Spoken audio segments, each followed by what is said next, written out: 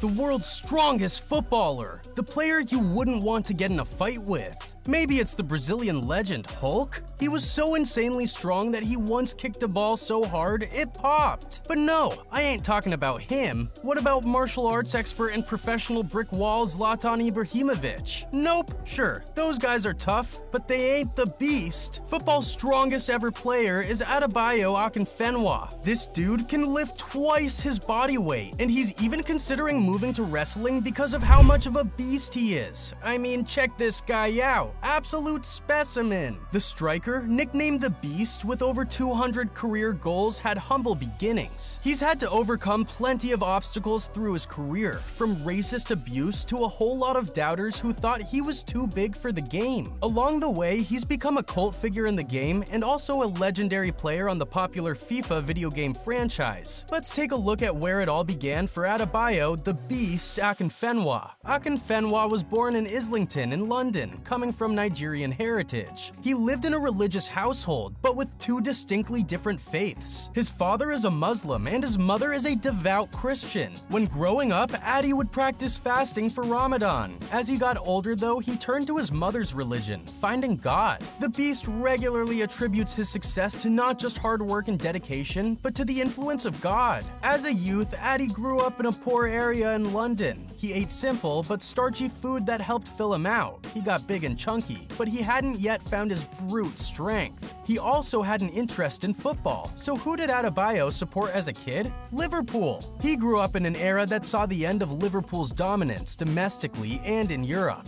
An era of Ian Rush, then Robbie Fowler. Then later, Akinfenwa's favorite player was Steven Gerrard. The more he grew and trained, the stronger he got. He was never lean though, and many coaches felt Akinfenwa was too big and wasn't fit or fast enough to play football. He did catch the occasional eye of American football and rugby scouts though, who felt his beefy frame suited the physical contact of those sports. I guess it's true, Akinfenwa would have made a great blocker. Akinfenwa getting into a rugby scrum could knock the entire opposite side over. Bio stayed focused on football though. His first opportunity almost proved to be his last though. He had an opportunity to play in Lithuania. This was a major moment for a young 19-year-old man who hadn't yet broken into an English side. He made the leap into the unknown. As soon as he touched down in the country, he had to endure racist abuse that was especially horrible during the games he played. He wanted to come back right away, but was convinced to not let the racists win. The most disappointing thing for Bio was the fact that even his own team's fans were booing him. Akinfenwa stuck it out and showed his worth. It was tough, but he scored 5 goals in his 22 games before returning to the UK. That experience defined his determination. Bio's early career saw him jump from place to place, be it Barrytown in Wales to lower league clubs like Leyton Orient and Doncaster Rovers. He never settled or got much chance. Then he moved to the coastal town club Torquay United. The town is famous for its palm trees. This was his first success at club level, scoring a respectable 14 goals in 37 games and becoming a fan favorite. He then moved to Swansea and Millwall, where it wasn't quite as good for him. However, his time at Swansea was an important moment. The naturally strong, big unit hadn't yet begun a serious shift to weightlifting. It was with the Swans that it begun. This was where Beast Mode was fully engaged. The Beast then had an interesting stage in his career. He moved to Northampton Town and scored 37 goals in 88 games, his most impressive strike rate to date.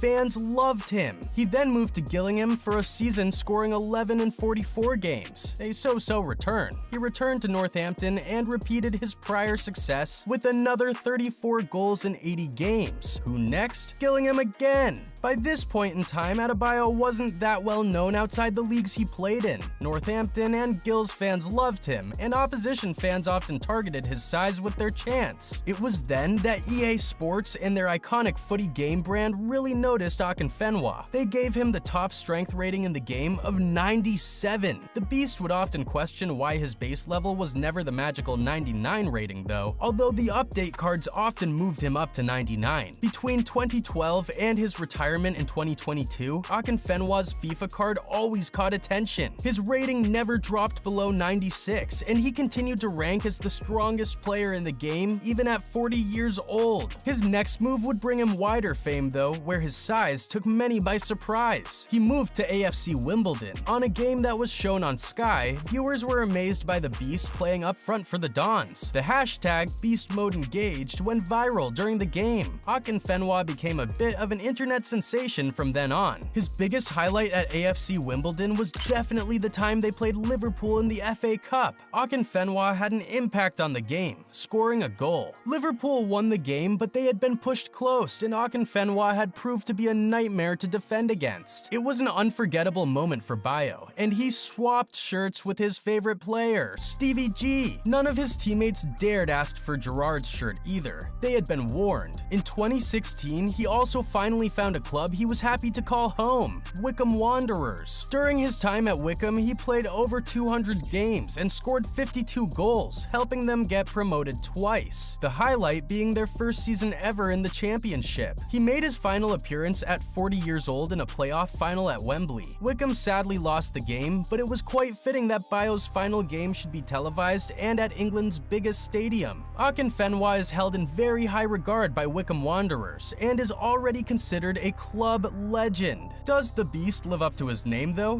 Is it just a video game myth? Akinfenwa is 5'11" and built like a powerlifter. He's not toned like Ronaldo, but he's a weightlifting machine. He's naturally powerful and he's worked even harder to train that brute strength. The average footballer weighs 77 kilograms. Adebayo Akinfenwa weighs 102 kilograms. That's also 16 kilos more than Adama Traore, who is also known for his immense physique. As well as that, Adebayo can deadlift 200 kilograms, almost twice his body weight. Now that is definitely beast mode engaged. In fact, Bayo has often joked at his various clubs that he could probably lift everyone in the dressing room. He's always been the heaviest player and most definitely the strongest. And how does the Beast eat and train? Unsurprisingly, a beast needs a lot of protein. Bayo eats a lot of chicken and other meat. His partner is half Nigerian, half Caribbean, so his diet can be a fusion of flavors. But Bayo loves curried goat, rice, and peas. Breakfast is Weetabix with honey, and he has protein shakes throughout the day. Akinfenwa also enjoys a cheeky Nando's, but to the surprise of his fans, he's not an extra spicy kind of guy. Medium spiced chicken and chips, order up. Do you even lift, bruh? Yeah, bro lifts. Bayo was always wary of not spending too much time lifting as it could affect his mobility on the pitch. He's still huge, but he has to remember flexibility, exercises, and his cardio. So it all begins with 40 to 60 minutes of low-impact cardio on rowing machines or cross trainers. Then the lifting can begin for another hour. He lifts every day of the week. Yes, the Beast can lift 200 kilograms, but for the purpose of regular training, he lifts 100 kg, so just his own body weight then.